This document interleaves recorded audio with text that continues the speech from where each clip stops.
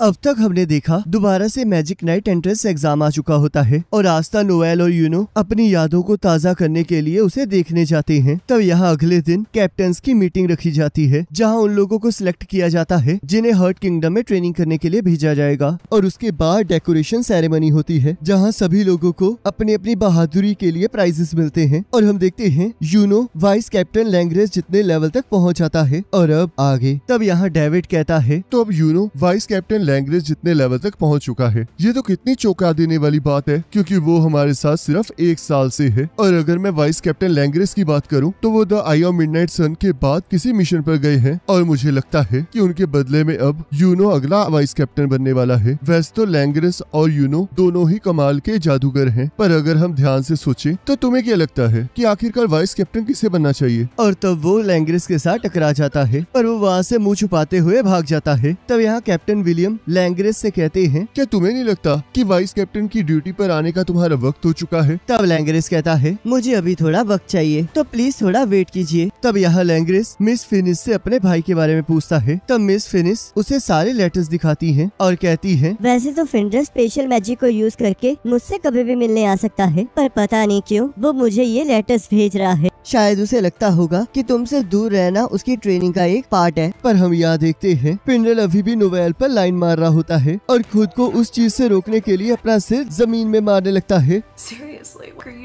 तब लैंग्रेस कहता है, तो उसे लेटर्स में क्या लिखा है? उसका कहना है कि वो हर्ट किंगडम ट्रेनिंग के लिए जा रहा है, जिसका मतलब है कि कोई खतरनाक लड़ाई पास आ रही है। वैसे तो मैंने उससे आमने सामने पूछने की कोशिश की थी पर उसने मुझे ज्यादा कुछ नहीं बताया। आपको इस चीज के बारे में चिंता करने की कोई जरूरत नहीं है। तुम दोनों भाई सच में एक जैसे हो। जिससे लैंग्रेस को गुस्सा आ जाता है और तब वो शांत होके लेडी फिनिस से माफी मांगता है और तब वो वहाँ से चला जाता है। तब हम यहाँ देखते हैं गोल्डन डॉन के सारे मेंबर्स मजे कर रहे होते हैं। तब लैंग्रेस यूनो के पास आ जाता है। तब यूनो कहता है, क्या आपको कुछ चाहिए? मुझे तुमसे लड़ाई करनी है। हम दोनों ही first class senior magic knights हैं, तो इसलिए मैं जानना चाहता हूँ कि तुम कितने ताकतवर हो। तब यूनो लड़ाई के लिए मान जाता है। तब क्लाउस उन दोनों को शांत रहने के लिए कहता है। तब लैंग्रेस कहता है, जरा शांत रहो क्लाउस, मैं यहाँ लड़ाई करने नहीं आया हूँ। तब यहाँ इलेक्टोरा कैप्टन विलियम से कहता है, मैं यहाँ पर आपको एक न्यूज देने आया हूँ। वाइस कैप्टन लैंग्रेस ने यूनो को 1 वर्सेस 1 फाइट के लिए चैलेंज किया है और मुझे इसमें कुछ अच्छा नहीं लग रहा है। तब कैप्टन विलियम और वो उनकी लड़ाई देखने के लिए बाहर जाने लगते हैं। तब यहाँ लैंग्रेस और यूनो लड़ाई के लिए तैयार होते हैं और लैंग्रेस कहता है, एक नॉर्मल मैच में मजा नहीं आएगा, तो चलो फिर एक डील रखते हैं। जो भी हम में से हारेगा उसे गोल्डन डॉन छोड़कर जाना पड़ेगा। जिसे सुनकर सभी लोग हैरान हो जाते हैं। तब हमें यहाँ एक फ्लैशबैक दिखाया जाता है जहाँ लैंग्रेस कहता है, ब्लैक बूज कितने घटिया हैं, तुम्हें अपने दोस्त थोड़ा ध्यान से चुनने चाहिए यूनो। क्या तुम्हें उनके साथ रहने में शर्म नहीं आती है? मैंने इसके बारे में कभी नहीं सोचा क्योंकि मुझे आस्था पर गर्व है और वो मेरा राइवल है। तब लैंग्रेस हंसते हुए कहता है, राइवल? आखिरकार कैसा राइवल? क्या तुम उस जैसे लड़के को राइवल भी कह सकते हो? आखिरकार ऐसा कौन सा कंपटीशन है? हम दोनों ही विजिट किंग बनने की रेस में कम्पीट कर रहे हैं। ऐसा कोई रूल नहीं है कि कॉमनर विजिट किंग नहीं बन सकता, तो इसलिए मैं सबसे पहले गोल्डन डॉन का कैप्टन बनूंगा। तो इसका मतलब तुम मुझे वाइस कैप्टन के तौर पर इग्नोर कर रहे हो और अगर तुम्हें कैप्टन बनना है तो तुम्हें मुझसे लड़ना होगा। तो यहाँ लैंग्रेस कहता है, तुमने कहा था ना कि तुम्हें विजिट किंग बनना है और उससे पहले तुम्हें गोल्डन डॉन का कैप्टन बनना है, तो ये तुम्हारे लिए एक गोल्डन अपॉर्चुनिटी है क्योंकि अगर तुमने यहाँ पर मुझे हरा दिया तो वाइस कैप्टन की सीट खाली हो जाएगी, जिसका मतलब तुम कैप्टन बनने के करीब पहुँच जाओगे। मुझे यह मंजूर है, चलो इसे स्टार्ट किया जाए। तब सभी लोग ये देखकर बहुत ज्यादा चिंता में आ जाते हैं। तब इलेक्टोरा उस लड़ाई को रोकने के लिए कहता है पर कैप्टन विलियम उसे रोक देते हैं और तब वो दोनों लड़ाई करना स्टार्ट कर देते हैं, जिसमें लैंग्रेस यूनो पर हमला कर देता है पर यूनो उसके हमले को डॉज कर देता है। तब क्लाउस कहता है, ये लड़ाई सच में खतरनाक होने वाली है क्योंकि मुझे नहीं लगता कि वाइस कैप्टन लैंग्रेस अपने आप को कंट्रोल करेंगे। तब लैंग्रेस यूनो पर हमला कर देता है पर यूनो उसके हमले से बचकर उस पर दोबारा से हमला कर देता है, जिससे लैंग्रेस का गोल्डन डॉन का रोप फट जाता है। तब यूनो कहता है, मुझे नहीं पता कि तुम ये क्यों कर रहे हो, पर जरा सीरियस होके लड़ो। तब लैंग्रेस कहता है, आखिरकार तुम्हें ऐसा क्यों लग रहा है कि मैं अपनी पूरी ताकत से नहीं लड़ रहा हूँ? क्योंकि अगर तुम सीरियसली लड़ रहे होते तो तुम मेरे वो अटैक को डॉज कर पाते। तो अगर तुम अभी सीरियसली नहीं लड़े तो तुम्हें चोट भी लग सकती है। तुम्हारी इतनी हिम्मत कि तुम मेरे साथ ऐसे रूड होके बात करो और मैं तुम पर बिल्कुल रहम नहीं खाऊंगा। तब मिमोसा सोचती है, ये तो वही स्पेशल मैजिक है जो लैंग्रेस ने रॉयल नाइट सिलेक्शन एग्जाम में यूज किया था। तब लैंग्रेस कहता है, अब मैं तुम्हें तुम्हें दिखाऊंगा कि मेरी असली पूरी ताकत क्या है। और तब हम देखते हैं यूनो अपनी स्पिरिट फॉर्म को एक्टिवेट कर लेता है और लैंग्रेज उस पर हमला कर देता है, पर यूनो माना डिटेक्शन को यूज करके उसके हमलों को डॉज कर देता है और अपनी पूरी ताकत से उस पर हमला कर देता है, पर लैंग्रेज अपने स्पेशल मैजिक को यूज करके खुद को बचा लेता है। तब डेविड कहता है ये तो वही स्पेल है जो इन्होंने तब यूज की थी जब ये एल्फ के कब्जे में थे, और ये एक ऑटो डिफेंस स्पेल है। तब क्लाउस कहता है पर ये स्पेल तो ये तभी यूज कर पा रहे थे जब एल्फ ने इन पर कब्जा कर लिया था। तब लैंग्रेज सोचता है मुझे अभी भी अपनी बॉडी के अंदर उस एल्फ का थोड़ा थोड़ा मैजिक फील हो रहा है, और कहता है तुम मेरे हमलों से हमेशा नहीं बच सकते यूनो, और फिर से यूनो पर हमला कर देता है। तब यूनो उसके हमलों को डॉज करते हुए फिर से उस पर हमला कर देता है, पर लैंग्रेज का हमला यूनो के क्राउन को साइड से डिस्ट्रॉय कर देता है, जिसे देखकर सभी लोग बहुत शॉक हो जाते हैं। तब लैंग्रेज कहता है क्या हुआ यूनो, क्या तुम भागने की कोशिश कर रहे हो? और तब हम देखते हैं लैंग्रेज का हमला यूनो को छू जाता है, जिससे उसका बैलेंस डगमगा जाता है और लैंग्रेज फिर से यूनो पर पूरी ताकत से हमला कर देता है। पर हम देखते हैं यूनो इतनी स्पीड से इधर उधर मूव कर रहा होता है कि वो बस यूनो की एक आफ्टर इमेज होती है, और तब यूनो अचानक से लैंग्रेज के पीछे आ जाता है और कहता है तुमने सही कहा, यही अंत है। तब क्लाउस कहता है शुक्र है दोनों ही ठीक है। तो लेटेओले कहती है पर अब अगर वाइस कैप्टन हार चुके हैं तो उन्हें यहाँ से जाना होगा। तब यहाँ लैंग्रेज हार मान लेता है। तब थोड़ी देर बाद लैंग्रेज कहता है आखिरकार तुमने ऐसा क्यों फेस बनाया हुआ है? अगर तुमने मुझ पर हंसना है तो तुम हंस सकते हो, क्योंकि मैंने अपनी पूरी कोशिश की पर मैं फिर भी हार गया। तो यूनो कहता है मैं मानता हूँ कि तुमने आधे मैच के बाद पूरे सीरियसली लड़ाई की, पर उससे पहले तुमने जानबूझ के हारने की कोशिश की थी। तो लैंग्रेज कहता है तुमने सही कहा, वो मैंने इसलिए किया क्योंकि मैं आसानी से हारकर बिना किसी बेइज्जती के गोल्डन डॉन से बाहर जाना चाहता था, पर मैं अपनी पूरी ताकत को यूज करने के बावजूद भी हार गया। ये तो बहुत ज्यादा शर्मनाक बात है। तो यूनो कहता है इसमें शर्मनाक होने की कोई बात नहीं है, क्या तुम्हें सच में लगता है कि तुमसे जीतना इतना आसान था? तो लैंग्रेज कहता है इससे कोई फर्क नहीं पड़ता, क्योंकि आखिर में तुम जीत चुके हो, जिसका मतलब है कि अब मुझे गोल्डन डॉन को छोड़कर जाना ही होगा। मैंने कभी भी इसके लिए हामी नहीं भरी थी, तुम चाहे तैयार नहीं थे, पर मैंने इसे पहले ही कहा था, तो इसलिए अब मेरे लिए गोल्डन डॉन का ख्याल रखना। क्या तुम सच में जा रहे हो? मुझे ऐसा बिल्कुल नहीं लगा कि मैं जीता हूँ। किसे पता कि अगर तुम पहले से ही सीरियस होते तो तुम मुझे हरा सकते थे। तो तुम मुझसे एक वादा करो कि अगर हम फिर दोबारा कभी मिलेंगे तो हम दोबारा से लड़ाई करेंगे, और उस टाइम तुम मेरे साथ अपनी पूरी ताकत से लड़ोगी। तो लैंग्रेज वहाँ से खुश होकर चला जाता है। तो यहाँ लैंग्रेज कैप्टन विलियम से इस बात के लिए माफी मांगता है। तब कैप्टन विलियम कहते हैं मैं बिल्कुल भी सरप्राइज नहीं हूँ। वैसे मैं तुम्हें बता दूं कि अगर तुम्हें स्कॉट को छोड़ना ही था तो तुम्हें उनके सामने ये सब कुछ करने की जरूरत नहीं थी। तो लैंग्रेज कहता है तो आपको इस बात का एहसास हो गया? मैं जानता हूँ, और मैं ये भी जानता हूँ कि ये तुम्हारा अंत नहीं है, और इस चीज से ये बिल्कुल नहीं बदलेगा कि तुम गोल्डन डॉन के मेंबर हो। तब लैंग्रेज वहाँ से चला जाता है। तब कैप्टन विलियम कहते हैं हम सभी लोग तुम्हारा इंतजार करेंगे लैंग्रेज। तब यहाँ लैंग्रेज फिनिश से मिलने आ जाता है। तब फिनिश कहती है आखिरकार तुम कहाँ जा रहे हो? क्या तुमने गोल्डन डॉन को छोड़ दिया है? तब लैंग्रेज कहता है ऐसी बात नहीं है, मैंने बस एक प्रॉमिस किया है, तो इसलिए मैं कहीं जा रहा हूँ। तब फिंडल भी वहीं आ जाता है। तब लैंग्रेज कहता है तो तुम यहाँ पर ट्रेनिंग से पहले लेडी फिनिश से मिलने आए हो? तब फिंडल हाँ कहता है। तब लैंग्रेज को फिंडल की बात याद आती है, जिसमें उसने वादा किया था कि वो फिनिश के लिए अपने आप को सुधारेगा और उससे शादी करेगा। तब लैंग्रेज कहता है वैसे मैं तुम दोनों को एक चीज बताना चाहता हूँ, मैंने अभी तक डिसाइड नहीं किया है कि मैं तुम्हें मिस फिनिश को ले जाने दूंगा। तुम्हें क्या लगता है ब्रदर, आखिरकार तुम हो कौन? और वापस जाते हुए सोचता है जरा इंतजार करो भाई, हमारी लड़ाई अभी बस शुरू ही हुई है। तब यहाँ ब्लैक बुल बेस में आस्था, नोएल और चामी खाना खा रहे होते हैं और मैग्ना और लक का इंतजार कर रहे होते हैं। तब गॉर्डन छुपकर उन्हें देख रहा होता है और कहता है मुझे पता है कि अगर तुम लोग मुझे देखोगे तो तुम मुझे भी अपने साथ ट्रेनिंग करने के लिए कहोगे, पर मैंने सोच लिया है कि मैं अपने फादर के साथ ट्रेनिंग करूंगा और कर्स मैजिक को पूरी तरह से सीख लूंगा, तो इसलिए अब मुझे घर जाना होगा। और वो वहाँ से चला जाता है और हम देखते हैं किसी को भी उसके जाने का एहसास नहीं होता। तब मैग्ना और लक वहाँ आ जाते हैं। तब मैग्ना कैप्टन यामी से उसके हर्ट किंगडम जाने के बारे में पूछता है। तब कैप्टन यामी कहते हैं उन्होंने तुम्हारे जाने के लिए हाँ कह दी है, जिसे सुनकर मैग्ना बहुत ज्यादा खुश हो जाता है। और तब वो सभी लोग हर्ट किंगडम में मिलने वाले जूस के बारे में बात करने लगते हैं, जिसे सुनकर चामी भी इंटरेस्टेड होने लगती है। तब कैप्टन यामी कहते हैं तो कल तुम लोग हर्ट किंगडम जा रहे हो तो स्पिरिट गार्डियन के साथ अपनी ट्रेनिंग में पूरी जान लगा देना और ब्लैक बुल्स का नाम रोशन करना। तब नोएल सोचती है मैं और ज्यादा स्ट्रांग बनूंगी ताकि मैं उस डेविल मैगी क्यूला को खत्म कर सकूं। सारे ब्लैक बुल्स अपने अपने गोल्स को सोचकर अपनी ट्रेनिंग की तरफ बढ़ जाते हैं। और यहाँ हम देखते हैं जिन लोगों को भी हर्ट किंगडम की ट्रेनिंग के लिए सिलेक्ट किया गया था वो सभी हर्ट किंगडम पहुंच जाते हैं। तब कैप्टन शार्लेट सोचती है हम लोग किसी और किंगडम में ट्रेनिंग करने आए हैं, काश यामी भी आया होता। तब मिमोसा कहती है आस्था यूनो ने तुम्हारे लिए एक मैसेज भेजा है, उसने कहा है कि वो गोल्डन डॉन के साथ और भी ज्यादा स्ट्रॉन्ग बनेगा।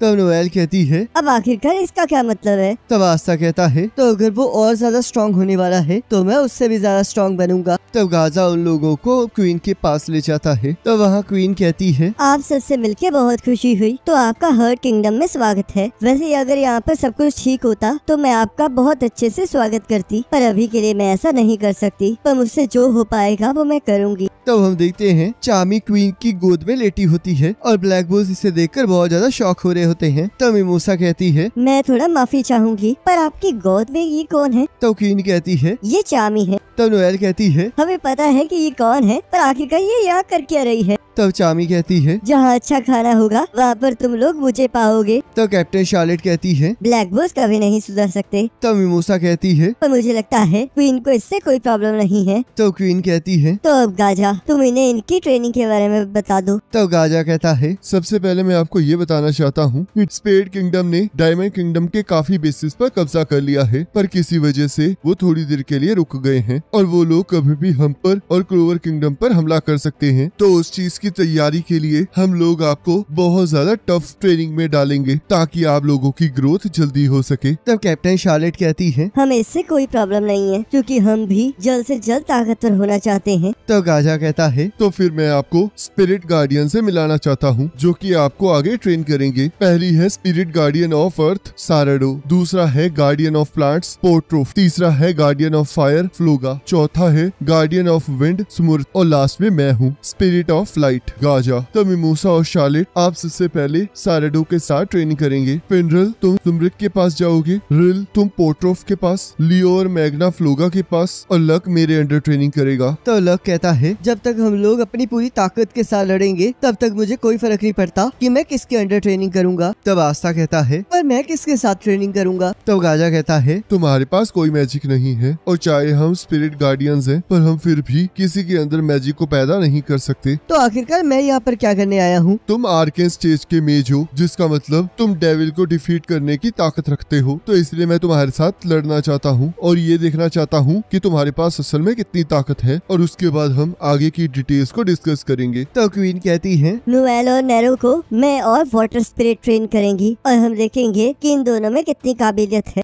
तब गाजा कहता है अब आपको सब कुछ समझ आ गया होगा, तो चलो फिर अपनी ट्रेनिंग स्टार्ट की जाए। तब मैग्ना कहता है मैंने हमेशा लक के साथ ट्रेनिंग की है, तो क्या ऐसा हो सकता है कि मैं गाजा के अंडर ट्रेनिंग करूं? तब गाजा कहता है इससे मुझे कोई प्रॉब्लम नहीं है, जिससे मैग्ना बहुत ज्यादा खुश हो जाता है। तब लक कहता है क्या तुम सच में मेरे साथ ट्रेनिंग कर पाओगे? तब मैग्ना हाँ कहता है। तो गाजा कहता है आप सभी लोगों को जो स्पिरिट गार्डियन असाइन हुआ है, ऐसा जरूरी नहीं है कि आप हमेशा उन्हीं के साथ ट्रेनिंग करोगे। जैसे जैसे आपका मैजिक बढ़ता जाएगा वैसे वैसे आप बाकी स्पिरिट गार्डियन के साथ ट्रेनिंग करते जाते रहोगे और इस तरह आप लोग और भी ज्यादा चीजों को सीख पाओगे। तो क्वीन कहती है तो अब ये ट्रेनिंग स्टार्ट की जाती है और मैं ये देखना चाहूंगी कि आप लोग किस तरह से आउटपुट देंगे। तब यहाँ आस्था कहता है लक लाइटनिंग मैजिक यूज करता है और मैग्ना फ्लेम मैजिक, और ये दोनों ही नेचुरल मैजिक के ट्रूप्स हैं। तो इसका मतलब ये हर्ट किंगडम की टेक्निक के साथ अच्छे से काम करेंगे। तो गाजा कहता है एक हद तक ये काफी मदद करेगा। तो पहले मैं आज तुम लोगों को सिखाऊंगा कि हम मैजिकल वर्ड्स के जरिए नेचुरल माना को कैसे कंट्रोल कर सकते हैं। अगर तुम लोग मैजिक वर्ड्स से कोई टेक्निक क्रिएट करोगे तो तुम अपनी स्पेल्स को ऑर्डर्स दे सकते हो, जैसे कि ये देखो। और तब वो आस्था की तरफ मैजिक वर्ड्स को यूज करके एक स्पेल फेंकता है जिसे आस्था डॉज कर लेता है, पर वो स्पेल फिर भी आस्था को पकड़ लेती है। तब गाजा कहता है मैजिक वर्ड्स को यूज करके हम स्पेल्स को ऑर्डर्स दे सकते हैं, जैसे कि जिसके ऊपर हमने उसे फेंका है वो उसका पीछा कर सके या फिर वो स्पेल और भी ज्यादा बड़ी हो जाए, जिसे देखकर वो तीनों ही बहुत ज्यादा एक्साइटेड हो जाते हैं। तब सैरेडो कहती है प्लांट मैजिक अर्थ के साथ रिलेट करता है, तो अगर तुम्हें प्लांट मैजिक को स्ट्रॉन्ग बनाना है तो तुम्हें सबसे पहले अर्थ से स्टार्ट करनी होगी। तो चलो फिर मैं तुम्हें एक डेमोस्ट्रेशन दिखाती हूँ। और तब वो उन पर हमला करके दिखाती है। तो कैप्टन शार्लेट कहती है, तो ये हर्ट किंगडम की टेक्निक्स है। तब सैरडो कहती है, चाहे हमारे मैजिकल एट्रीब्यूट डिफरेंट है, पर हम सभी को नेचर को समझना है, और जब तुम ये सब कुछ समझ लोगे तब तुम्हारी मैजिकल पावर बढ़ जाएगी। तब कैप्टन शार्लेट कहती है, तुम्हारा मैजिक सच में कमाल का है। मेरी एक साथी है जो कि ऐसा ही मैजिक यूज करती है, पर तुम्हारा मैजिक बहुत ज्यादा स्ट्रॉन्ग है। तब सैरडो कहती है, तुम्हें देखकर लगता है कि तुम लोग बस अपने ही मैजिक पर डिपेंड रहते हो और नेचर के मैजिक को बिल्कुल भी यूज नहीं करते। और तब मिमोसा और कैप्टन शार्लेट सैरडो से नेचुरल माना को यूज करने के बारे में पूछते हैं। तब सैरडो उन्हें समझाने की कोशिश कर रही होती है, पर उन्हें कुछ भी समझ नहीं आ रहा होता। तो यहाँ स्मूरिक कहता है, यहाँ से वो सारी हवाएं गुजरती है जो इस दुनिया में मौजूद है। वैसे तो मैं उस विंड स्पिरिट वाले लड़के का इंतजार कर रहा था जिसके पास 4 लीफ क्लोवर है, पर फिर तुम यहाँ आ गए तो मुझे पूरा यकीन है कि इसके पीछे कोई ना कोई गहरा रीजन जरूर है। और तब वो फिनरल पर हमला कर देता है, पर फिनरल अपने स्पेशल मैजिक को यूज करके दूसरी तरफ चला जाता है, पर वहाँ पर भी उस पर हमला हो जाता है। तब फिनरल कहता है, क्या ट्रेनिंग स्टार्ट हो चुकी है? चाहे ये ट्रेनिंग है या ना हो, पर जो हवा हमारे बीच में घूमती है वो कभी भी चेंज नहीं होगी। आखिर का ये बंदा क्या कह रहा है? क्या ये ठीक है? स्पेशल मैजिक दोस्तों को सपोर्ट करने के लिए बनाया गया है और तुम भी यही सोचते हो। तो अगर कल को तुम पर कोई हमला कर दे तो क्या तुम खुद को बचाने के लिए अपने दोस्तों का इंतजार करोगे? क्या तुम सच में एक सपोर्टर की तरह रहना चाहते हो? और तब वो फिनरल पर हमला कर देता है, पर फिनरल उसके हमले से बच जाता है। तो बताओ तुम आखिरकार क्या करना चाहते हो? तो चलो फिर इस ट्रेनिंग को आगे बढ़ाया जाए। और तभी यहाँ फ्लोगा लियो को उसकी 80% पावर दिखाने के लिए कहता है। तो लियो उसे अपनी ताकत दिखाता है। तो अगर तुम 80% पर इतना कर सकते हो तो मैं ये कह सकता हूँ कि तुम्हारे अंदर बहुत पोटेंशियल है। पर इतना काफी नहीं है, मुझे और ज्यादा सीखना है ताकि मैं और ज्यादा ताकतवर बन सकूं। मैं इस अपॉर्चुनिटी को बर्बाद होने नहीं दे सकता। तब फ्लोगा उसकी बात पर हामी भरता है। मुझे पता है कि मैं थोड़ा रूड हो रहा हूँ, पर मुझे भी तुम्हारी पावर्स को देखना है। मैं देखना चाहता हूँ कि मैं तुमसे कुछ सीख भी सकता हूँ या नहीं। तब फ्लोगा उसकी बात को मान जाता है और उसे अपनी पावर दिखाता है। तुम्हारी पावर सच में कमाल की है, मुझे तुम पर शक नहीं करना चाहिए था। तुम्हारे अंदर जो पावर है वो मुझसे भी ज्यादा है, और जब तुम नेचुरल माना को यूज करना सीख जाओगे तो जो मैंने अभी किया वो तुम्हारे लिए ज्यादा मुश्किल नहीं होने वाला। तुम वहाँ पर बहुत जल्दी पहुँच जाओगे। तो इसलिए चलो अब प्रैक्टिस करते हैं। तब यहाँ मैग्ना मैजिकल वर्ड्स को बनाने की कोशिश कर रहा होता है, पर वो उसमें कामयाब नहीं हो पा रहा होता। तब गाजा कहता है, तुम्हारा मैजिक अभी भी बहुत कमजोर है। तुम अभी 5th स्टेज पर हो, और अगर तुम्हें लड़ाई में ये टेक्निक्स यूज करनी है तो तुम्हें कम से कम 3rd स्टेज या फिर उसके ऊपर पहुंचना होगा। और तो हम यहाँ देखते हैं लक बड़ी आसानी से मैजिकल वर्ड्स को बना रहा होता है और मैग्ना उदास होकर वहाँ से जाने लगता है। तो लक कहता है, लगता है मुझे अकेले ही स्ट्रॉन्ग बनना होगा। तब आस्था मैग्ना को बुलाने लगता है। तब लक कहता है, उसे छोड़ दो आस्था, अगर वो इस टाइम ज्यादा स्ट्रॉन्ग नहीं बनेगा तो वो किसी काम का नहीं रहेगा। तब गाजा कहता है, चलो फिर आस्था लड़ाई शुरू की जाए ताकि मैं तुम्हारी स्ट्रेंथ को मैयर कर सकूं। तो अब मुझ पर हमला करो। तब आस्था सोचता है, आज मैं उस आदमी के साथ लड़ने जा रहा हूँ जिसने विज़र्ड किंग को भी कड़ी टक्कर दी थी।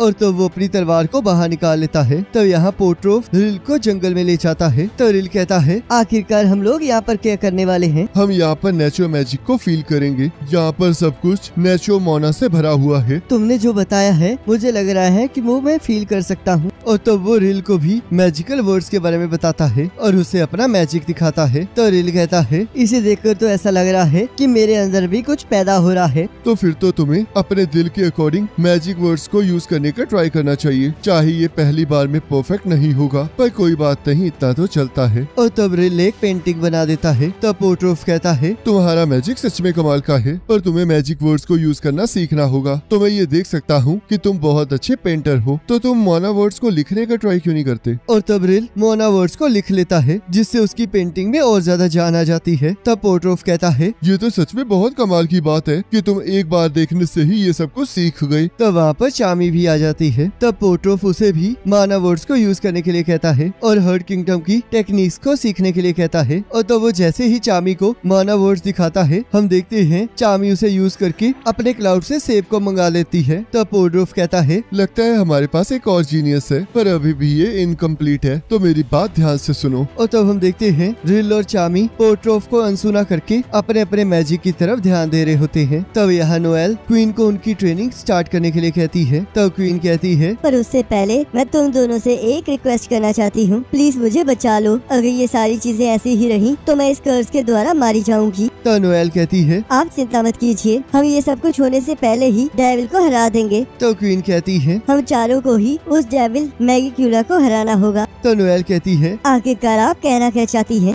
तो क्वीन कहती है, हमें स्पेड किंगडम में घुसने के लिए सारे मैजिक नाइट्स की जरूरत है, पर मैगीक्यूला बहुत खतरनाक है और इस टाइम मैगीक्यूला ने वेनिका पर कब्जा कर रखा है और हम लोग उसे तभी हरा सकते हैं जब हम चारों इकट्ठे हो जाएं। तो नोएल कहती है, तो आपके कहने का मतलब है कि आपको ये पता है कि वेनिका कैसे लड़ाई करती है? तो वाटर स्पिरिट कहती है, क्वीन को बचाना मेरी जिम्मेदारी है, पर जब वेनिका ने हम पर हमला किया था तब हम उसके सामने कुछ भी नहीं थे और ये मेरी गलती है कि क्वीन पर ये कर्स आया है। तो क्वीन कहती है, ये तुम्हारी गलती नहीं है, क्योंकि जिस पर्सन पर डेविल ने कब्जा किया हो उसे नॉर्मल तरीकों से नहीं हराया जा सकता। तो नोएल कहती है, तो आपके कहने का मतलब है कि अगर हम चारों इकट्ठे हो जाएंगे तो हम किसी न किसी तरह उस डेविल को हरा देंगे। तो वाटर स्पिरिट कहती है, हमें इसके बारे में कुछ ज्यादा पता तो नहीं है, पर मैं ये कह सकती हूँ कि अगर हम चारों मिल जाएं तो हम सबसे अच्छे रिजल्ट्स शो कर सकते हैं। तो क्वीन कहती है, नैरो आर्कन स्टेज पर है और नोएल तुम्हारी फाइटिंग स्टाइल बहुत अलग है, तो अगर तुम लोग हमारे साथ यहाँ ट्रेनिंग करोगे तो हम ऐसी टीम बना लेंगे जो वेनिका और उस डेविल को हरा देगी। तो नोएल और नैरो इस बात के लिए हाँ कह देती हैं और तब वो अपनी ट्रेनिंग स्टार्ट कर देते हैं। तब यहाँ फेनरल बड़ी मुश्किल से स्मुरेक के आगे टिक पा रहा होता है। तब स्मुरेक कहता है, तुम सही जा रहे हो, पर अगर तुम ये पता न लगा पाए कि तुम्हारे अपोनेंट की पावर क्या है तो ये सब कुछ करने का कोई फायदा नहीं है। तब फेनरल सोचता है, अगर मैं ऐसा ही करता रहा तो मैं कभी भी अपने दोस्तों की मदद नहीं कर पाऊंगा, मुझे कुछ न कुछ करना ही होगा। तब यहाँ मिमोसा और कैप्टन शार्लेट भी अपनी ट्रेनिंग कर रही होती है और माना वर्ड्स को सही तरीके से यूज करने की कोशिश कर रही होती है। तभी यहाँ आस्था और गाजा आपस में लड़ रहे होते हैं। तभी गाजा आस्था पर हमला कर देता है और कहता है, तुम्हारी किसी भी मैजिक को काटने की पावर का कोई मुकाबला नहीं है, पर तुम बहुत कम सोचते हो, जिस वजह से तुम अपनी पावर का पूरा इस्तेमाल नहीं कर पा रहे हो। तब आस्था फिर से गाजा पर हमला कर देता है। तब गाजा उसे फिर से लाइटनिंग का शॉक देता है और कहता है, तुम बस अपने जुनून से ही लड़ाई लड़ते हो और ये ज्यादा देर तक काम नहीं करेगी। तो अगर तुम्हें अपनी ताकत का पूरा इस्तेमाल करना है तो तुम्हें अपनी पावर को अपने दोस्तों की मदद करने के लिए यूज करना चाहिए, पर मुझे लगता है तुम इतने से सेटिस्फाई नहीं होने वाले। तो यहाँ फेनरल कैप्टन यामी को वहाँ की सारी खबर देता है और उन्हें ये भी बताता है कि अगर वो इसी तरह कड़ी मेहनत करते रहे तो वो बहुत जल्दी बहुत ताकतवर बन जाएंगे। तो कैप्टन यामी कहते हैं, लगता है वो सभी लोग अपनी लिमिट को पास करने की बहुत ज्यादा कोशिश कर रहे हैं, तो इसका मतलब अब वक्त आ गया है जब मैं भी अपनी लिमिट्स को सरपास करूं। और हाँ, आस्था और गाजा अभी भी लड़ाई कर रहे होते हैं, पर गाजा अभी भी आस्था को धूल चटा रहा होता है। तब आस्था सोचता है, मैं काफी दिनों से इसके साथ लड़ाई कर रहा हूँ, पर मैं फिर भी अब तक इस तक नहीं पहुँच पाया हूँ। तब गाजा कहता है, अगर मैं अपनी पावर्स पर कंट्रोल ना कर रहा होता तो इस टाइम तुम बहुत बुरी हालत में होते। तुमने ट्रेनिंग करके अपनी फिजिकल स्ट्रेंथ को बढ़ाया है और बहुत सारे दोस्त भी बनाए हैं और इसके साथ साथ एक एंटी मैजिक जितनी पावरफुल ताकत को भी हासिल किया है। तुम इन्हीं सभी चीजों की वजह से यहाँ तक पहुँच पाए हो, पर अब जो हम एनिमी का सामना करने जा रहे हैं उसके लिए इतना करना काफी नहीं है। अगर तुम मुझे अकेले नहीं हरा सकते तो तुम उस डेविल को भी नहीं हरा पाओगे। तो चलो फिर एक और बार ट्राई की जाए। तो गाजा सोचता है, मुझे लगता है ये इसकी विल पावर की वजह से है, जिस वजह से ये अब तक टिक पाया है और ये यहाँ पर और भी ज्यादा स्ट्रॉन्ग बन रहा है। क्लोवर किंगडम के बाकी सारे मेजेस भी बहुत अच्छा परफॉर्म कर रहे हैं और नई नई टेक्निक्स को क्रिएट करना सीख रहे हैं। तब यहाँ फ्लूगा और लियो एक साथ ट्रेनिंग कर रहे होते हैं। तो लियो सोचता है, मुझे और भी ज्यादा तेजी से हमला करना होगा और तब वो अपनी पावर से फ्लूगा पर हमला करता है, पर हम देखते हैं उसका हमला डायरेक्शन चेंज कर लेता है और तब वो सोचता है, मुझे अभी भी और भी ज्यादा कोशिश करने की जरूरत है। तो थोड़ी देर बाद फ्लूगो कहता है, तुम्हारे मूव्स बहुत अच्छे हैं और अब तो तुम माना मेथड को और भी ज्यादा अच्छे से यूज कर पा रहे हो, पर मुझे लग रहा है कि जब जब तुम मुझसे लड़ रहे हो तब तब तुम किसी वजह से हेजिटेट कर रहे हो। क्या तुम्हें पता है कि इसका रीजन क्या है? मेरा एक बड़ा भाई और एक बड़ी बहन है जो कि मेरे आइडियल हैं। वो दोनों बहुत ज्यादा ज्यादा ताकतवर है और मैं जितना ज्यादा स्ट्रॉन्ग बनता जा रहा हूँ उतना मुझे रियलाइज हो रहा है कि वो दोनों मुझसे कितने ताकतवर हैं। मुझे ऐसा लग रहा है कि चाहे मैं जितना मर्जी ट्राई कर लूँ पर मैं उन लोगों से ताकतवर नहीं बन पाऊंगा। तब यहाँ वोल्केनो में कैप्टन मेरेलोना ट्रेनिंग कर रही होती है। तब कैप्टन यामी वहाँ जाते हैं। तब कैप्टन मेरेलोना कहती है, तो क्या तुम यहाँ पर हॉट स्प्रिंग देखने आए हो? पर अब जब तुम यहाँ पर आई गए हो तो चलो फिर यहाँ आके मैजिकल बीस्ट को हराओ। तो तुम उन लोगों को इतनी देर से इसलिए मार रही हो ताकि तुम आराम से नहा सको। लगता है यहाँ पर तुम्हारा अच्छे से वार्म अप हो रहा है। ये लोग तो मेरे वार्म अप के भी लायक नहीं है। अगर ऐसी बात है तो चलो फिर हम दोनों लड़ते हैं। पर आखिरकार तुम मेरे साथ लड़ने का क्यों सोच रहे हो? जब मैं पिछली बार डेविल से लड़ रहा था तब मैंने तुम्हारी एक टेक्निक माना जोन को यूज किया था, पर मैं अभी भी उसे सही से इस्तेमाल नहीं कर पा रहा हूँ। तो उसे अच्छे से सीखने के लिए मैं तुम्हारे साथ ट्रेनिंग करना चाहता हूँ। क्या तुम अकेले ये सब कुछ नहीं कर सकते? तुम माना जोन में बहुत ज्यादा एक्सपीरियंस हो, तो क्या तुम मेरी मदद नहीं करोगे? ठीक है, पर जरा ध्यान रखना कहीं ऐसा ना हो कि तुम्हारे ट्राई करने से पहले मैं तुम्हारी बॉडी को जला दूं। अब तो ये खतरनाक हो रही है। तो चलो फिर मैं यहाँ से चलता हूँ, पर मुझे नहीं लगता कि तुम मुझे यहाँ से जाने दोगी। तुम ही हो जो खुद शेर की गुफा में आए हो, तो इसलिए मैं तुम्हें कहीं नहीं जाने दूंगी। तो चलो फिर अब शुरू किया जाए, क्योंकि अगर तुम मुझे मारने के इरादे से नहीं आओगी तो मैं कभी भी अपनी लिमिट्स को सरपास नहीं कर पाऊंगा। और तब वो दोनों एक दूसरे के साथ लड़ना स्टार्ट कर देते हैं और हम देखते हैं कैप्टन मेरेलोना कैप्टन यामी पर भारी पड़ रही होती है। तब यहाँ आस्था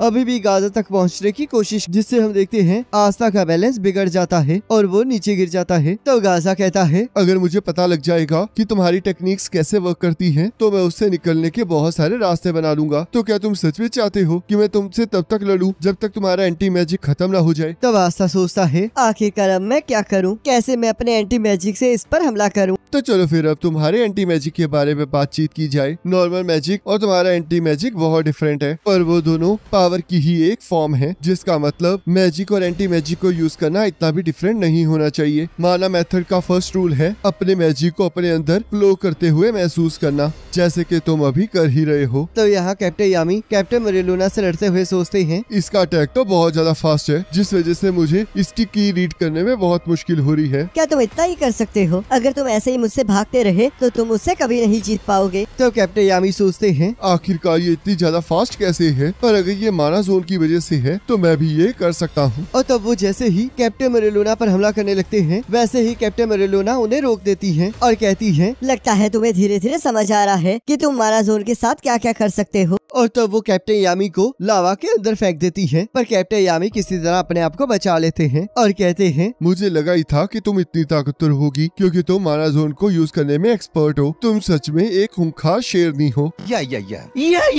तो कैप्टन मेरेलोना कहती है, मुझे कमजोर शिकार पकड़ने की आदत नहीं है, तो थोड़ी जरा ताकत दिखाओ। और कैप्टन यामी पर हमला कर देती है। तब कैप्टन यामी उनके हमलों को रोकते हुए सोचते हैं, अगर ये मैच सिर्फ स्पीड के रिलेटेड है तो मैं पक्का हार जाऊंगा। और तब वो अचानक से कैप्टन मेरेलोना के पीछे जाके हमला कर देते हैं। और यहाँ हम देखते हैं आस्था अपने ब्लैक मैजिक को फील करके गाजा पर हमला कर देता है, पर गाजा फिर से उसके हमले से बच जाता है और कहता है, तो तुम अपने ब्लेड को लंबा करके मुझ तक पहुँचने की कोशिश कर रहे हो, पर तुम फिर भी बहुत ज्यादा स्लो हो। तब आस्था सोचता है, चाहे मैं इसकी की को डिटेक्ट कर पा रहा हूँ, पर मैं फिर भी इसकी स्पीड को मैच नहीं कर पा रहा हूँ। जब तक मैं माना मेथड से अपनी स्पीड को इंक्रीज करता रहूंगा तब तक मैं तुम्हारे हमले से बचता रहूंगा। और तब वो आस्था पर हमला कर देता है और उसे दूर फेंक देता है और कहता है, हर्ट किंगडम में जादूगर नेचर से पावर को बोरो करते हैं और उनके माना मेथड के हिसाब से उनके पास अनलिमिटेड मैजिक आ जाता है, जिसका मतलब जब तक तुम्हारा अटैक मुझ तक नहीं पहुंचेगा तब तक मेरा मैजिक इनफाइनाइट रहेगा। तब आस्था सोचता है, तो इसका मतलब अगर मैं एंटी मैजिक को यूज करता रहूंगा तो मैं हार जाऊंगा। तो यहाँ कैप्टन मेरेलोना कैप्टन यामी के अटैक को रोक लेती है और उन पर दोबारा से हमला कर देती है। तब कैप्टन यामी भी उनके हमलों को रोक देते हैं। तब कैप्टन मेरेलोना कहती है, डेविल के हाथों मरने से पहले मैं ही तुम्हें मार डालूंगी। मुझे बहुत खुशी है कि तुम मेरी ट्रेनिंग में मेरी मदद कर रही हो, तो इसलिए तुम्हें मुझे मारने की कोई जरूरत नहीं। पक्का ऐसी कोई ताकत है जिसके बारे में मैं नहीं जानता हूँ। इससे मुझे याद आया, एक बार मैं नोवेल से उसकी पावर लेकर यूज करने में कामयाब रहा था, तो शायद मैं अपने एंटी मैजिक से भी ऐसा कर सकता हूँ।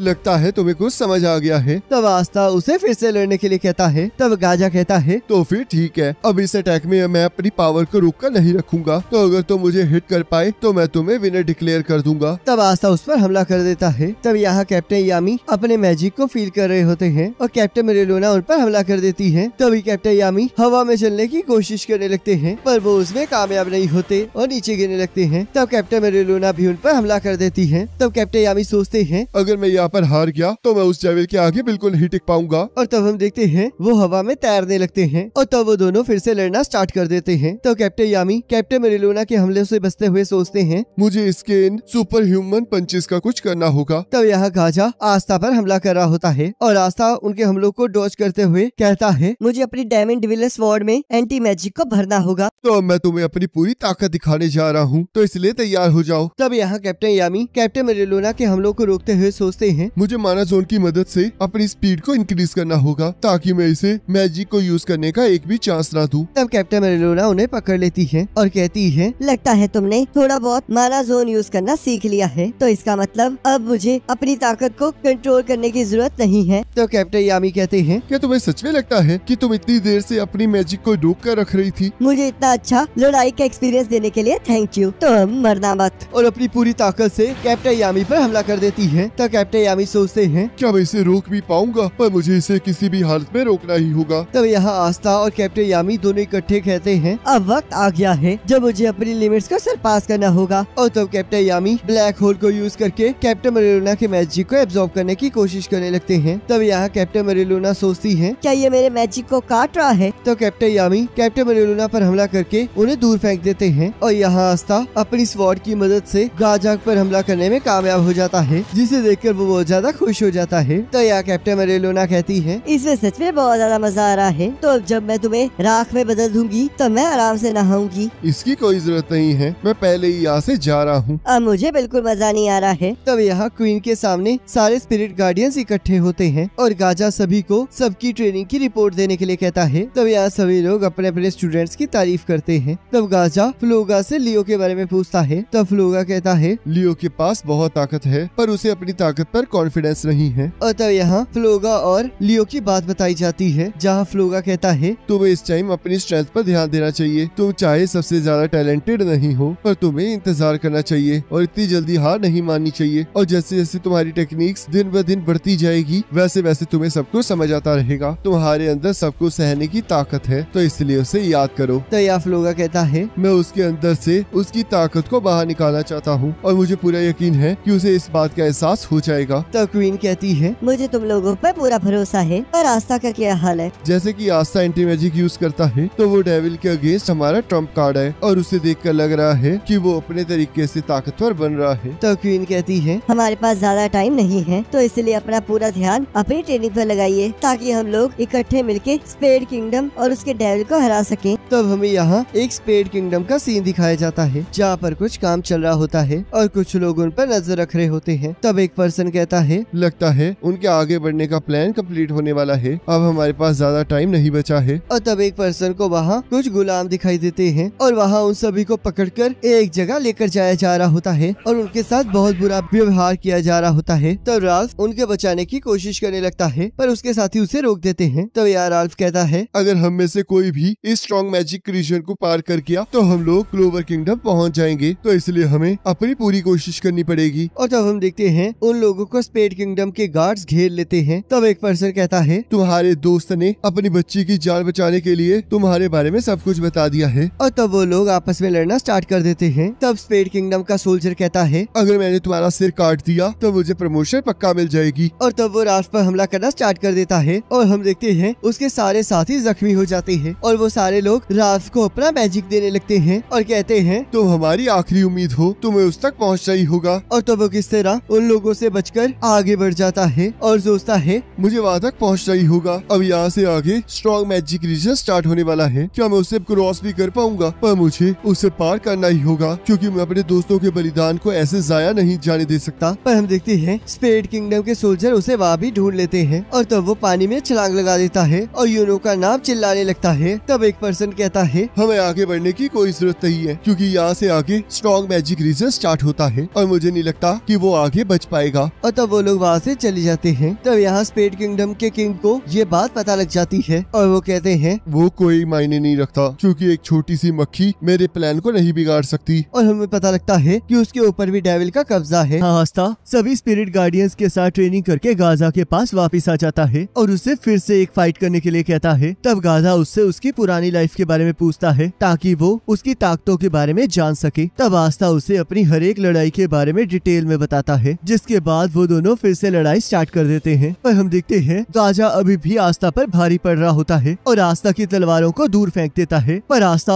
अपनी डेविल की पावर को जगाकर अपनी तलवार को अपने पास वापस बुला लेता है, जिसे देखकर गाजा शॉक हो जाता है। तब यहाँ वो डेविल कहता है लगता है अब चीजें और भी ज्यादा इंटरेस्टिंग होने वाली हैं। तब यहाँ हम देखते हैं राल्फ अभी भी स्पेड किंगडम से क्लोवर किंगडम आने की कोशिश कर रहा होता है और उसके रास्ते में बहुत सारी मुसीबतें आ रही होती हैं। तब वो सोचता है मैं उसे बिना बताए इतनी जल्दी नहीं मर सकता। तब हम यहाँ देखते हैं स्पेड किंगडम में कुछ लोगों को पकड़ रखा होता है और वो लोग उन सभी की मैजिकल पावर को छीन रहे होते हैं। तब एक पर्सन कहता है ये mobile fortress strong magic region को पार करने के लिए बनाया गया है, पर ये लोग बहुत ज्यादा कमजोर हैं। इनका मैजिक बहुत जल्दी खत्म हो जाता है। तब दूसरा पर्सन कहता है हमें स्ट्रॉन्ग मैजिक रीजन को पार करने के लिए सिर्फ आधे लोगों की जरूरत है, तो इसलिए अब हम उन लोगों के अंदर से उनके मैजिक का हर एक कतरा ले लेंगे। तब यहाँ हम देखते हैं क्वीन वाटर स्पिरिट की मदद से वो सब कुछ देख रही होती है और वो वहाँ पर क्लोवर किंगडम के मैजिक राइट्स को बुला लेती है। तब नोएल कहती है क्या स्पेड किंगडम की आर्मी हमारी तरफ बढ़ रही है? तो क्वीन कहती है तुमने सही कहा और वो बहुत जल्द हमारे किंगडम के बॉर्डर तक पहुंच जाएंगी। पिछले 6 महीनों में स्पेड किंगडम ने डायमंड किंगडम पर कब्जा कर लिया है और अब वो क्लोवर किंगडम और हर्ट किंगडम की तरफ बढ़ रहे हैं।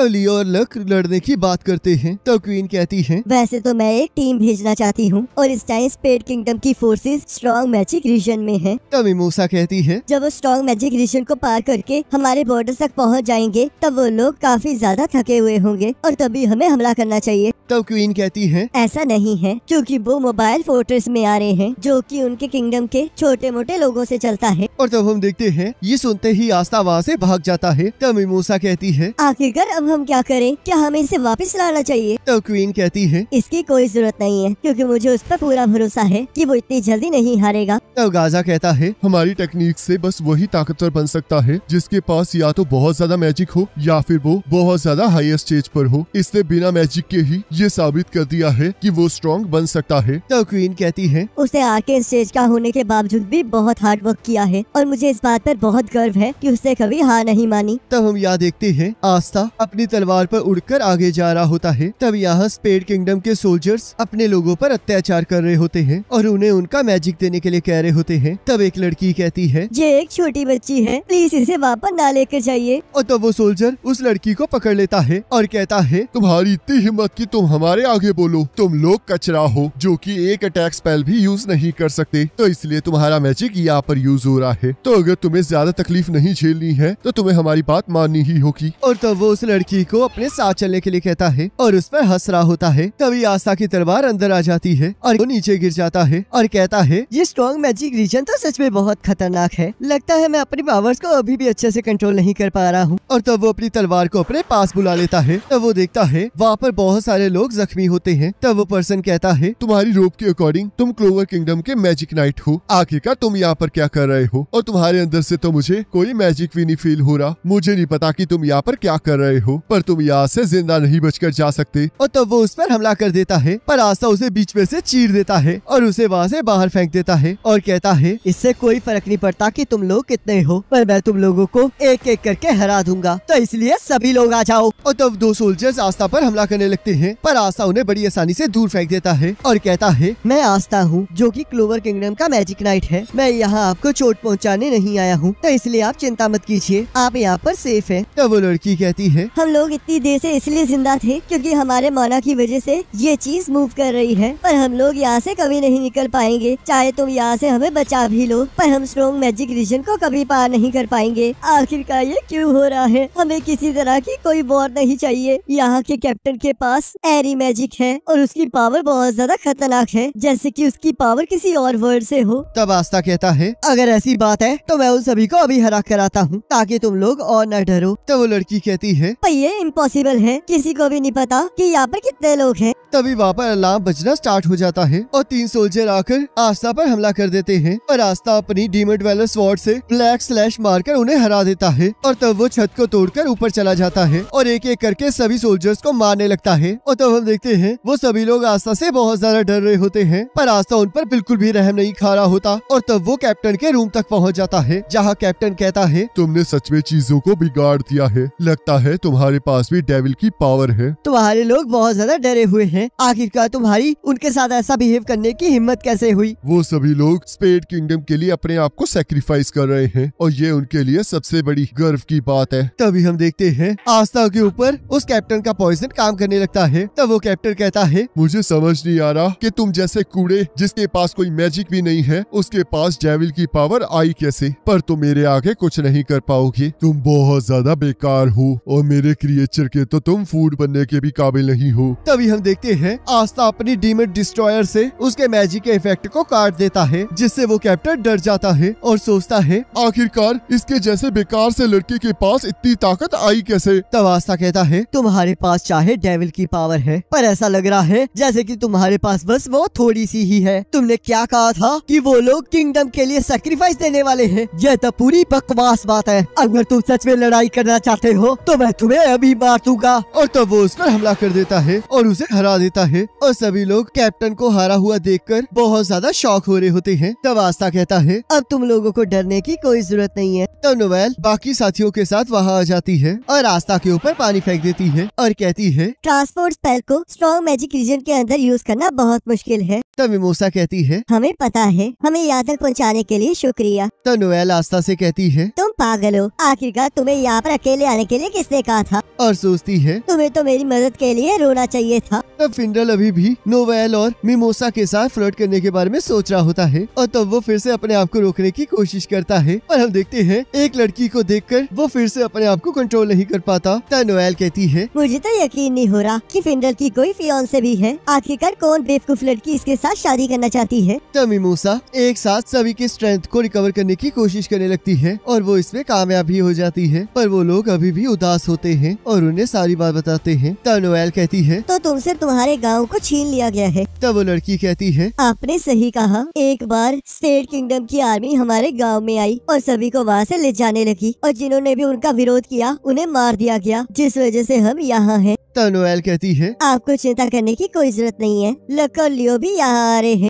और तब हमें फ्लैशबैक दिखाया जाता है जहां क्वीन लियो और लक को एक अलग मिशन देती है, जहां उन्हें बॉर्डर के आसपास के स्पेड किंगडम की आर्मी को हराना होगा। तब यहां लियो और लक वहां पहुंच जाते हैं और तब सोल्जर्स वहां बात कर रहे होते हैं, आखिरकार कब तक हमें इस बेकार से विलेज की रखवाली करनी होगी। तभी हम देखते हैं लक और लियो दीवार तोड़कर अंदर आ जाते हैं और लक पागलों की तरह उन पर हमला करना स्टार्ट कर देता है। तो लियो सोचता है, हमें बताया गया है कि यहाँ के लोग 2 या फिर 3rd स्टेज के हैं, तो चाहे ये जितने मर्जी आ जाएं और हमारे आगे नहीं टिक पाएंगे। और तो वो अपनी नई पावर से उन लोगों पर हमला कर देता है, जिससे वो पूरी बिल्डिंग उड़ जाती है। तो लक कहता है, मुझे यकीन नहीं हो रहा कि हमने इतनी जल्दी सब कुछ खत्म कर दिया। और तो वो आस्था की टीम को सारी इंफॉर्मेशन देता है। तब यहाँ फिनरल सभी को वहाँ से सुरक्षित निकालने के काम में लग जाता है। तब यहाँ क्वीन कहती है, इन्होंने सच में मेरी एक्सपेक्टेशन से भी ज्यादा अच्छा काम किया है, पर फिर भी अभी लड़ाई बाकी है। तो यहाँ एक लड़की कहती है, तुम लोगों ने हमारे विलेज पर कब्जा कर लिया है, तो तुम लोग अब हमारे साथ क्या करोगे? तब आस्था कहता है, हम कुछ नहीं करेंगे, तुम्हारा विलेज तुम्हारा है, तो तुम लोग वहाँ पर कुछ भी कर सकते हो और हमारा दोस्त फिनरल तुम्हें वहाँ पर ले जाएगा। तब सभी लोग ये सुनकर बहुत ज्यादा खुश हो जाते हैं और आस्था को थैंक यू कहने लगते हैं। तब आस्था कहता है, इसकी कोई जरूरत नहीं है, क्योंकि हम लोग यहाँ पर स्पेड किंगडम के डेविल को हराने आए हैं। तब वो लड़की कहती है, इस टाइम स्पेड किंगडम पर सिनिस्टर जादूगर राज कर रहे हैं, जिन्हें हम डार्क ट्रायड कहते हैं, और उनके अंदर उनके कुछ साथी काम करते हैं जिन्हें और भी ज्यादा ताकत दी गई है, और वो इस टाइम बहुत ज्यादा ताकतवर है। मैंने तो ये भी सुना है कि डार्क ट्रायड डेविल के जितने ही ताकतवर हैं। तो यहाँ डार्क ट्रायड को ये पता लग जाता है कि उनसे उनका एक विलेज छीन लिया गया है और हर्ट किंगडम का भेजा हुआ पोर्ट्रेस भी रोक लिया गया है। तो डांटे कहता है, अभी हमें इसके बारे में चिंता करने की कोई जरूरत नहीं है। इस टाइम हमें सोल्जर्स को वो देना चाहिए जो वो चाहते हैं, ताकि ताकि वो बोर ना हो। तब वेनिका कहती है, आखिरकार तुम ज़ेनोर को वहाँ क्यों भेज रहे हो? पिछली बार भी तुमने डायमंड किंगडम में ज़ेनोर को अकेले जाने दिया था। तब ज़ेनोन कहता है, क्योंकि इस मिशन के लिए मैं परफेक्ट हूँ। तब वेनिका कहती है, तुमने उस टाइम अपनी सिर्फ 40% पावर यूज की थी और उतना तो मैं भी कर सकती हूँ। मुझे भी कुछ इंटरेस्टिंग करना है। तब डांटे कहता है, तुम और भी ज्यादा ताकतवर हो चुकी हो वेनिका। अब वक्त आ गया है जब हम अपना अगला दाव चलेंगे। तब वेनिका खुश होकर कहती है, अब वक्त आ चुका है जब मैं अपनी सबसे ज्यादा डिलीशियस चीज को खाऊंगी। तब ज़ेनोन कहता है, आखिरकार हमने आधा साल क्यों वेट किया? तब डांटे कहता है, हमें तैयारी करने के लिए समय चाहिए था, नहीं तो सभी कुछ बहुत जल्दी खत्म हो जाता। अब हम सभी लोग इस पूरी दुनिया को खत्म करने वाले हैं और जो 2 चाबियां हमें दरवाजा खोलने के लिए चाहिए वो अब हमारे करीब है। तब ज़ेनोन कहता है, तो क्या तुम उन 2 आर्केन स्टेज वाले लोगों की बात कर रहे हो? तब डांटे कहता है, अब वो लोग हमसे भाग नहीं सकते और सबकी जिंदगी अब हमारे हाथों में है। तब यहाँ आस्था सिस्टर लिली को एक लेटर भेजता है और हम देखते हैं राल्फ जख्मी होके आस्था के चर्च तक पहुँच जाता है और यूनो का नाम ले रहा होता है। और इस अब तक हमने देखा हर्ट किंगडम में चामी पागलों की तरह सारे फ्रूट्स को खाने लगती है। तब पोट्रोफ और आस्था उसे रोकने वहाँ चले जाते हैं पर वो दोनों ही इस चीज में नाकामयाब रहते हैं। तब वहाँ पर रिल आ जाता है और हम देखते हैं रिल और आस्था मिलकर चामी को पकड़ने में कामयाब हो जाते हैं। तब यहाँ क्लोवर किंगडम में यूनो राल्फ से मिलता है। तब राल्फ उसे बताता है कि वो स्पेड किंगडम का प्रिंस है। और अब आगे तो यहाँ गोल्डन डॉन का एक मेंबर कहता है, आखिरकार वाइस कैप्टन यूनो कहाँ है? तब डेविड कहता है, उन्हें अपने होम टाउन से एक मैसेज आया था तो वो वहाँ चले गए हैं, पर मुझे इस बात पर यकीन नहीं हो रहा कि उसके जैसा इतना ताकतवर पर्सन उस छोटे से विलेज से बिलोंग करता है। तब एक लड़की कहती है, इससे कोई फर्क नहीं पड़ता कि वो कहाँ से आया है, पर यूनो सच में बहुत ज्यादा इनक्रेडिबल और अमेजिंग मैजिक नाइट है। तब डेविड कहता है, तो ये बात है, तुम्हें पता है ना कि यूनो के पीछे पहले ही बहुत सारी लड़कियां पड़ी हुई हैं, तो याद रखना कि तुम्हारी बहुत सी राइवल्स हैं। पर आए हुए सिर्फ 1.5 साल ही हुआ है और देखो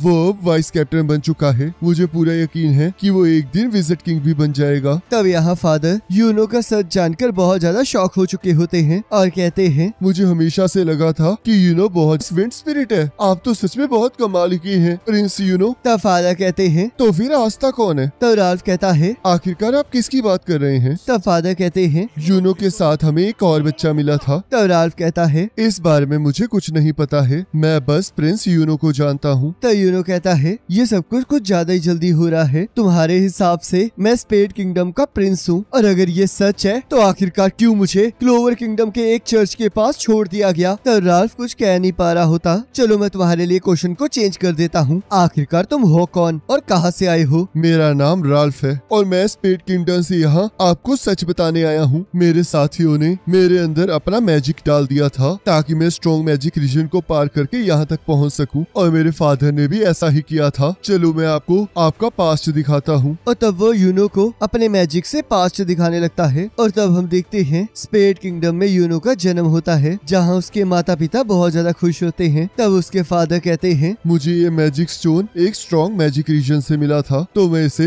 यूनो को दे रहा हूँ ताकि ये स्टोन इसकी रखवाली कर सके। तब पूरे किंगडम में इस बात की घोषणा हो जाती है और हम देखते हैं सभी लोग प्रिंस के बोर्न होने पर बहुत ज्यादा खुश होते हैं। तब राल्फ कहता है, आपके जन्म के बाद वहाँ पूरी रात फेस्टिवल चला। आपका जन्म सच में उम्मीद की किरणों के साथ आया था और आपने पूरे किंगडम को बहुत ज्यादा खुश कर दिया। तो यहाँ राल्फ के फादर यूनो को चुप करा रहे होते हैं पर हम देखते हैं यूनो चुप होने का नाम ही नहीं ले रहा होता। तब वो अपने विंड मैजिक को यूज करके यूनो को शांत करवाते हैं। तब यहाँ शाम की पार्टी में राल्फ के फादर कहते हैं, ये हमारा फर्ज है कि हम इस किंगडम में शांति बनाए रखें। राल्फ तुम एक दिन मैजिक डिफेंस फोर्स ज्वाइन करोगे तो इसलिए हमेशा प्रिंस यूनो को प्रोटेक्ट करना। तो यहाँ यूनो की माँ उसे चुप करा रही होती है और उसके फादर कहते हैं, क्या ये ठीक रहेगा? ये बहुत ज्यादा सेंसिटिव है और हमेशा रोता रहता है, पर एक दिन इसे यहाँ का किंग बनना है तो क्या ये तब तक स्ट्रॉन्ग बन जाएगा? जिसे सुनकर यूनो की माँ हंसने लगती है और कहती है, ये अभी भी बच्चा है तो आपको इतनी जल्दी चिंता करने की जरूरत नहीं है। तब राल्फ कहता है, वो दिन कितने अच्छे थे और किसी ने भी नहीं सोचा था कि वो इस तरह खत्म हो जाएंगे। तब हम देखते हैं डार्क ट्रायड उस किंगडम में वापस आ जाते हैं जो कि उस टाइम उस किंगडम की सेवा कर रहे होते हैं। तब किंग कहते हैं, तुम्हारा मिशन सक्सेसफुल रहा है तो इसलिए आप लोग अब जाकर आराम कर सकते हो और उसके बाद आप फिर से इस किंगडम की शांति के लिए काम कर लेना। तब डांटे कहता है, जैसे आपकी आज्ञा किंग। तब राल्फ के फादर कहते हैं, इन तीनों पर जरा कड़ी नजर रखना। तब राल्फ कहता है, आखिरकार ऐसा क्या हुआ? तब उसके फादर कहते हैं। मुझे इनके पास से बहुत बुरी फीलिंग आ रही है। तब यहाँ यूनो की माँ कहती है, मैंने सुना है कि उन तीनों ने सारे विद्रोहियों को मार दिया है। क्या आपने इस बात का ऑर्डर दिया था? तब किंग कहते हैं, मैंने ऐसा कुछ नहीं कहा था। मुझे आज भी उन तीनों पर भरोसा नहीं हो रहा है। तब यहाँ राल्फ अपने फादर की बातों को सोच रहा होता है और ट्रेनिंग कर रहा होता है। तब उसका दोस्त उसके पास आ जाता है और उसे कुछ एहसास होता है। तब राल्फ कहता है, अगर मैंने उस दिन अपने फादर की बातों को सुना होता और उन तीनों पर नजर रखी होती तो वो डार्क ड्रॉइड ऐसा कुछ नहीं कर पाते। और तब हम देखते हैं वो तीनों कैसल पर हमला कर देते हैं और सभी को मारते हुए आगे बढ़ रहे होते हैं। तब वहाँ के सोल्जर कहते हैं, वो लोग बहुत ज्यादा स्ट्रॉन्ग हैं, हम इस तरह उन्हें नहीं हरा सकते। तब एक सोल्जर कहता है, तो क्या इसका मतलब वो सारी बातें सच थी कि उनके पास डेविल की पावर है? तब यहाँ डांटे यूनो के माता पिता के पास पहुँच जाता है और तब वो देखता है यूनो वहाँ से गायब होता है। तब यहाँ राल्फ अपने फादर से किंग और क्वीन के बारे में पूछता है। तब उसके फादर कहते हैं, उन लोगों ने इस किंगडम का फ्यूचर मेरे हाथों में दिया है तो इसलिए मुझे इसे बचाना ही होगा। तब राल्फ कहता है, तो आप यहाँ से जल्दी निकल जाइए जब तक मैं उन्हें रोकने की कोशिश करता हूँ। मैं वादा करता हूँ कि मैं प्रिंस यूनो को अपनी लाइफ देकर भी बचाऊंगा और तुम अपना भी ध्यान रखना। और तब वो वहाँ से चले जाते हैं और तब यहाँ राल्फ आग से वहाँ का रास्ता बंद कर देता है और कहता है, वही आखिरी दिन था जब मैंने अपने फादर को देखा था। तभी हम यहाँ देखते हैं राल्फ के फादर और उनके कुछ साथी यूनो को बचाने में लगे होते हैं। तब एक पर्सन कहता है, हमें प्रिंस यूनो को यहाँ से निकालना होगा क्योंकि वो यहाँ पर सुरक्षित नहीं है और वो इन्हें किडनैप करना चाहते हैं ताकि वो तख्त हासिल कर सके। तब राल्फ के फादर कहते हैं, मुझे नहीं लगता कि वो गद्दी के पीछे हैं क्योंकि मुझे उनके पास से बहुत इविल चीज महसूस हो रही थी तो इसलिए हम उन्हें प्रिंस यूनो तक नहीं पहुँचने दे सकते। वो भी हमारी तरह इस किंगडम का हर एक कोना जानते हैं तो इसलिए हमें यहाँ से अभी के अभी निकलना होगा। तब वो तीनों अलग अलग डायरेक्शन में चले जाते हैं। तब यहाँ राल्फ के फादर जख्मी होते हुए स्ट्रॉन्ग मैजिक रीजन तक पहुँच जाते हैं जहाँ यूनो रोने लगता है। तब वो कहते हैं, मैं अपनी जान दे आते हैं। तब ज़ेनन और उसके साथी उसका पीछा कर रहे होते हैं। तब एक पर्सन कहता है, अब हमें क्या करना चाहिए? तब ज़ेनन कहता है, इससे कोई फर्क नहीं पड़ता। तब दूसरा पर्सन कहता है, पर क्या इससे कोई दिक्कत नहीं होगी अगर प्रिंस जिंदा रहेगा? तब ज़ेनन कहता है, अगर तुम्हें ऐसा लगता है तो जाकर उसे मार डालो। और तब वो दोनों ही स्ट्रॉन्ग मैजिक रीजन में कूद जाते हैं और यहाँ राल्फ के फादर अपनी पूरी ताकत लगाकर आगे बढ़ रहे होते हैं और हेज विलेज के एक चर्च के पास पहुँच जाते हैं और यूनो को हवा में उड़ाकर चर्च तक पहुँचा देते हैं। तभी उन्हें एहसास होता है कि वो लोग उनका पीछा कर रहे हैं जिस वजह से वो अलग डायरेक्शन में भाग जाते हैं और तब वो उनके साथ साथ अपनी भी बलि दे देते हैं। तब यहाँ यूनो वापस प्रेजेंट में आ जाता है और राल्फ कहता है, जितना आपके पास जादू है मुझे पूरा यकीन है आपको ये एहसास हो गया होगा कि जो भी मैंने आपको दिखाया वो सच था और इसमें कुछ भी झूठ नहीं है। मेरी फैमिली हमेशा से रॉयल फैमिली की खिदमत करते आई है और ये सिर्फ मेरी बात नहीं है। बहुत से सिटीजन्स हैं जो कि स्पेड किंगडम में आपकी सेफ्टी की प्रेयर कर रहे हैं और वो इस टाइम बहुत ज्यादा खतरे में हैं। तभी यूनो को एक मैसेज आता है जिसके अकॉर्डिंग गोल्डन डॉन पर हमला हो चुका होता है। तभी हम यहाँ देखते हैं ज़ेनोन और उसके साथी गोल्डन डॉन के बेस पर हमला कर देते हैं। तब एक पर्सन कहता है, आपको कोई परेशानी तो नहीं है ना अगर हम सभी को मार डालें? तब ज़ेनोन कहता है, उस आर्केन स्टेज वाले बंदे को छोड़कर तुम सबको मार सकते हो। तब यूनो चर्च से वापस जाने लगता है और राल्फ कहता है, रुक जाइए प्रिंस यूनो, अगर वो लोग क्लोवर किंगडम में इतनी आसानी से घुस सकते हैं तो वो पक्का डार्क टाइड में से ही कोई होगा। आपको उनके साथ लड़ने के लिए नहीं जाना चाहिए। तब यूनो कहता है, मुझे जाना ही होगा क्योंकि मैं गोल्डन डॉन का वाइस कैप्टन हूँ। तब यूनो वहाँ से उड़ जाता है। तब राल्फ भी उसके साथ जाने की कोशिश करने लगता है पर तबीयत खराब होने की वजह से सिस्टर लिली उसे वहीं रहने के लिए कहती है। तब यहाँ यूनो राल्फ की बातों को याद कर रहा होता है और सोचता है, चाहे मैं स्पेड किंगडम का प्रिंस ही क्यों ना हूँ पर यहाँ पर मैं क्लोवर किंगडम का यूनो हूँ तो इसलिए मुझे जल्द से जल्द गोल्डन डॉन पहुँचना ही होगा। तब यहाँ डेविड कहता है, इन्हें देखकर लग रहा है। तब वो सभी लोग मिलकर उन पर हमला कर देते हैं पर हम देखते हैं उनमें से किसी को भी चोट नहीं आती और ज़ेनोन वहाँ से गायब हो चुका होता है। तब ज़ेनोन का एक साथी कहता है, मैंने तो सुना था कि तुम लोग बहुत ज्यादा स्ट्रॉन्ग हो तो क्या तुम लोग बस यही कर सकते हो? पर इसमें तुम्हारी गलती भी नहीं है क्योंकि हमारा सामना वैसे भी कोई नहीं कर सकता। हम सभी लोग स्टेज 0 के हैं। जिसे सुनकर डेविड हैरान हो जाता है और तब ज़ेनोन का एक साथी गायब हो जाता है। तब सायरन एक दुश्मन पर हमला कर देता है पर वो उसे दूर फेंक देता है और तब हम देखते हैं वो एक एक करके गोल्डन डॉन के सारे मेंबर्स को मारने लगता है। तब वो कहता है, जब आपके पास डेविल पावर हो तो आप सबसे ताकतवर बन जाते हैं। हमारे आर्मी के कैप्टन के पास तो सिर्फ 5% पावर होती है पर मेरे पास 40% पावर है और जैसे कि लॉर्ड ज़ेनोन डेविल से पोजेस है तो वो डेविल की 80% पावर यूज कर सकते हैं। तो यहाँ जेनॉन कैप्टन विलियम से कहता है, तो तुम यहाँ पर हो विलियम वॉन्जिस, तुम वो पर्सन हो जिसका मैजिक आर्केन स्टेज तक पहुँच चुका है। तभी इलेक्टोरा कैप्टन विलियम को बचाने आगे आ जाता है। तब कैप्टन विलियम कहते हैं, पीछे हट जाओ इलेक्टोरा, ये बहुत ज्यादा ताकतवर है। मैं आपको इस तरह अकेले नहीं छोड़ सकता, मैं आपके लिए जरूर लड़ूंगा और गोल्डन डॉन के मैजिक नाइट होने के नाते मैं इस दुश्मन को हरा दूंगा।